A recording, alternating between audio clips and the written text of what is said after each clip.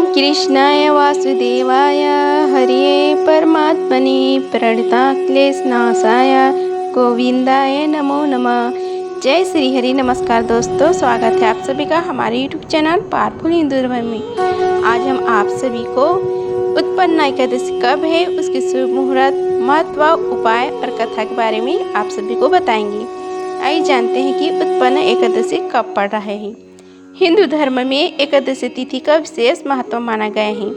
हर मास शुक्ल पक्ष और कृष्ण पक्ष में 2 एकादशी आती हैं और प्रत्येक का अपना अलग धार्मिक व आध्यात्मिक महत्व होता है। इन्हीं में से मार्गशीर्ष माह के कृष्ण पक्ष की एकादशी को उत्पन्ना एकादशी कहा जाता है। यह एकादशी बेहद शुभ मानी जाती है। इस दिन भगवान विष्णु की विधि विधान से पूजा करने और व्रत रखने का नियम है। पौराणिक मान्यता के अनुसार स्वयं भगवान श्री कृष्ण ने अपने प्रिय मित्र सुदामा को इस व्रत का महत्व बताया था। माना जाता है कि उत्पन्ना एकादशी की व्रत रखने से भक्तों को कष्टों से मुक्ति मिलती है और जीवन में शुभ फल प्राप्त होती है। इस वर्ष एकादशी तिथि 2 दिन पर पड़ने के कारण भक्तों में थोड़ी उलझन की स्थिति बनी हुई है। आइए जानते हैं उत्पन्ना एकादशी की सही तिथि, शुभ मुहूर्त, पारण के समय और धार्मिक महत्व और कथा के बारे में। हिंदू पंचांग के अनुसार मार्गशीर्ष मास के कृष्ण पक्ष की एकादशी तिथि 15 नवंबर 2025 को सुबह 12:49 पर आरंभ हो रही है, जो 16 नवंबर को तड़के के 2:37 पर समाप्त होगा। उदय तिथि के अनुसार उत्पन्ना एकादशी व्रत 15 नवंबर 2025 शनिवार को रखा जाएगा। अब आइए जानते हैं उत्पन्ना एकादशी के पारण का समय। उत्पन्ना एकादशी का व्रत का पारण दोपहर 12:08 से दोपहर 2:49 पर होगा। अब इसके महत्व के बारे में जानते हैं। हिंदू धर्म में उत्पन्ना एकादशी अत्यंत विशेष महत्व बताया गया है। पौराणिक कथा के अनुसार इसी दिन भगवान विष्णु के अंश से एक दिव्य देवी का प्रकटय हुआ, जिन्हें एकादशी नाम दिया गया। कथा के अनुसार जब भगवान विष्णु 4 माह की योग निद्रा में थे, तभी मूर नामक एक राक्षस ने उन पर आक्रमण करने का प्रयास किया। उस समय विष्णु भगवान के शरीर से एक तेजस्वी देवी का उद्भव हुआ, जिन्होंने मूर असुर का वध कर भगवान की रक्षा की। योग निद्रा से जागने पर श्री हरि भगवान विष्णु ने देवी से प्रसन्न हुए और उन्हें एकादशी देवी के रूप में पूजित होने का वरदान दिया। इसी कारण मान्यता है कि जो व्यक्ति इस दिन विधिवत एकादशी व्रत रखकर भगवान श्री हरि विष्णु की आराधना करते हैं, उसे दुख दर्द से मुक्ति मिलती है और जीवन में सुख, समृद्धि और सौभाग्य का वास होता है। अब आइए जानते हैं इस दिन के मंत्र के बारे में। इस दिन आप श्री भगवान विष्णु की बीज मंत्र का जाप करते हैं। मंत्र है ओम वाम विष्णुवे नमः। दूसरा मंत्र है ओम नमो भगवते वासुदेवाय मंत्र है और तीसरा है ओम नमो भगवते वासुदेवाय।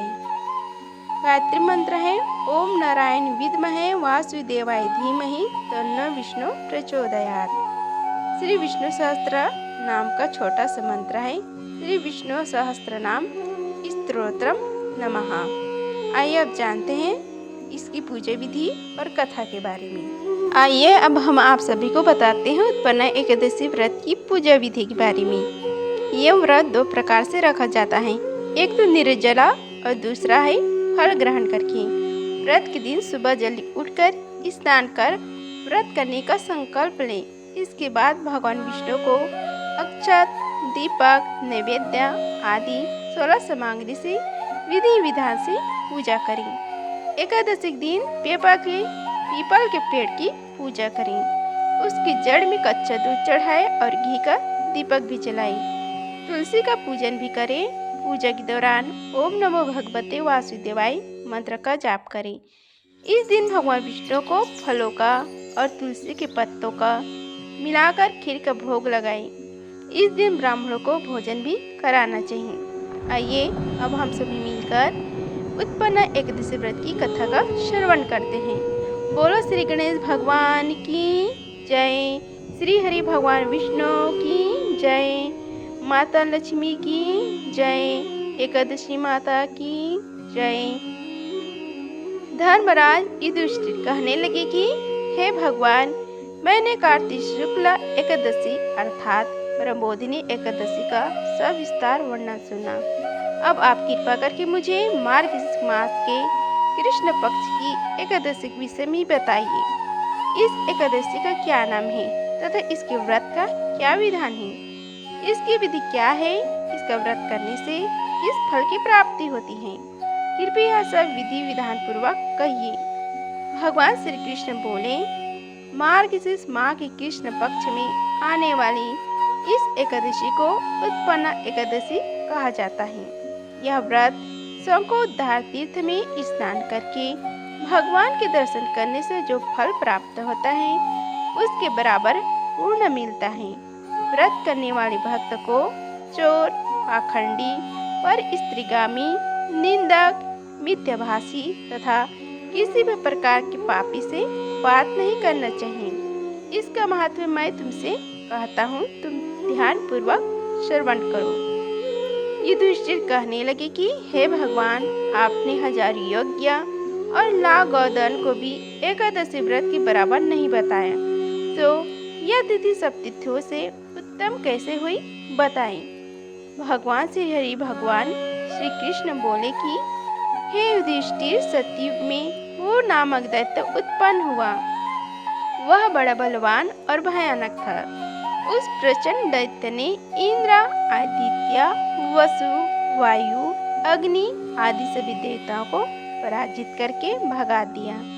तब इंद्र सहित सभी देवताओं ने भयभीत होकर भगवान शिव से सारा वृत्तांत कहा और बोले कि हे कैलाशपति, मूर दैत्य से भयभीत होकर सब देवता मृत्युलोक में फिर रहे हैं। तब भगवान शिव ने कहा, हे देवताओं, तीनों लोगों के स्वामी, भक्तों के दुखों का नाश करने वाले भगवान विष्णु की शरण में जाओ।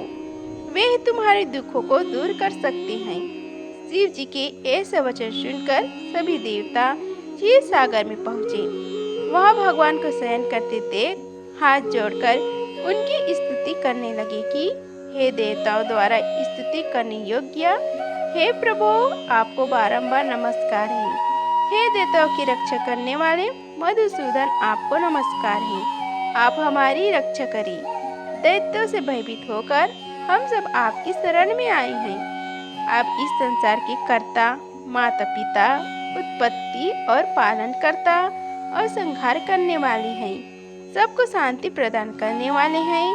आकाश और पाताल भी आप ही हैं। सबके पितामह ब्रह्मा, सूर्य, चंद्र, अग्नि, समांग्री, होम, आहुति, मंत्र, तंत्र, जप, यजमान, यज्ञ, कर्म, कर्ता, भोक्ता भी आप ही हैं। आप सर्वव्यापक हैं। आपके सिवा तीनों लोकों में चर तथा अचर कुछ भी नहीं। हे भगवान, दैत्यों ने हमको जीतकर स्वर्ग से भ्रष्ट कर दिया है और हम सब देवता इधर उधर भागे भागे फिर रहे हैं। अब उन दैत्यों से हम सबकी रक्षा करें। इंद्र के ऐसे वचन सुनकर भगवान विष्णु कहने लगे कि हे इंद्र, ऐसे मायावी दैत्य कौन है जिसने सब देवताओं को जीत लिया है? उसका नाम क्या है? उसमें कितना बल है और किसके आश्रय में है तथा उसका स्थान कहाँ है? यह सब मुझसे कहो। भगवान के ऐसे वचन सुनकर इंद्र बोले, हे भगवान, प्राचीन समय में एक नाडी जंग नामक राक्षस था। उसके महापराक्रमी और लोक विख्यात मूर नामक एक पुत्र हुआ। उसकी चंद्रवती नाम की नगरी है। उसने सब देवताओं को स्वर्ग से निकालकर वहां अपना अधिकार जमा लिया है।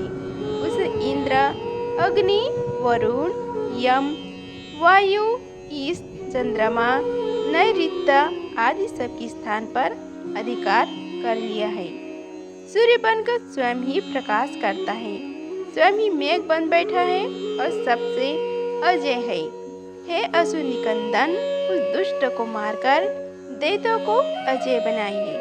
यह वचन सुनकर भगवान ने कहा, हे देवताओं, मैं शीघ्र ही उसका संहार करूंगा। तुम चंद्रवती नगरी जाओ। इस प्रकार कहकर भगवान सहित सभी देवताओं ने चंद्रवती नगरी की ओर प्रस्थान किया। उस समय जब दैत्य मूर सेना सहित युद्ध भूमि में गरज रहा था, उसके भयानक गर्जना सुनकर सभी देवता भय के मारे चारों दिशाओं में भागने लगे। जब स्वयं भगवान रणभूमि में आए तो दैत्य उन पर भी अस्त्र शस्त्र आयुध लेकर दौड़े। भगवान ने उन्हें सर्प के समान अपने बाणों से भी भीत डाला। बहुत से दैत्य मारे गए, केवल मूर बचा रहा। वह अविचल भाव से भगवान के साथ युद्ध करता रहा। भगवान जो भी तीक्ष्ण बाण चलाते, वह उसके लिए पुष्प सिद्ध होता। उसका शरीर छिन्न भिन्न हो गया, किंतु वह लगातार युद्ध करता रहा। दोनों के बीच मल युद्ध भी हुआ। 10,000 वर्ष तक उनका युद्ध चलता रहा, किंतु मूर नहीं हारा। थक हाकर भगवान बद्रिक आश्रम चले गए। वह हेमवती नामक सुंदर गुफा थी। उसमें विश्राम करने के लिए भगवान उसके अंदर प्रवेश कर गए। यह गुफा 12 योजन लंबी थी और उसका एक ही द्वार था। विष्णु भगवान वहाँ योग निद्रा की गोद में सो गए। मूर भी पीछे पीछे आ गया और भगवान को सोए देखकर मारने को उद्यत हुआ। तभी भगवान के शरीर से उज्जवल कांतिमय रूप वाली देवी प्रकट हुई। देवी ने राक्षस मूर को ललकारा, युद्ध किया और उसे तत्काल मौत के घाट उतार दिया। श्री हरि जब योग निद्रा की गोद से उठे तो सब बातों को जानकर उस देवी से कहा कि आपका जन्म एकादशी के दिन हुआ है, अतः आप उत्पन्ना एकादशी के नाम से पूजित होगी। आपके भक्त वही होंगे जो मेरे भक्त हैं। इस प्रकार उत्पन्ना एकादशी व्रत की कथा समाप्त हुआ। बोलो श्री हरि भगवान विष्णु की जय। अगर आप सभी को यह वीडियो अच्छी लगी होगी तो वीडियो को लाइक कीजिए, चैनल को सब्सक्राइब कीजिए और कमेंट बॉक्स में जय श्री हरि लिखिए। धन्यवाद। मिलते हैं अगले वीडियो में, तब तक के लिए जय श्री हरि।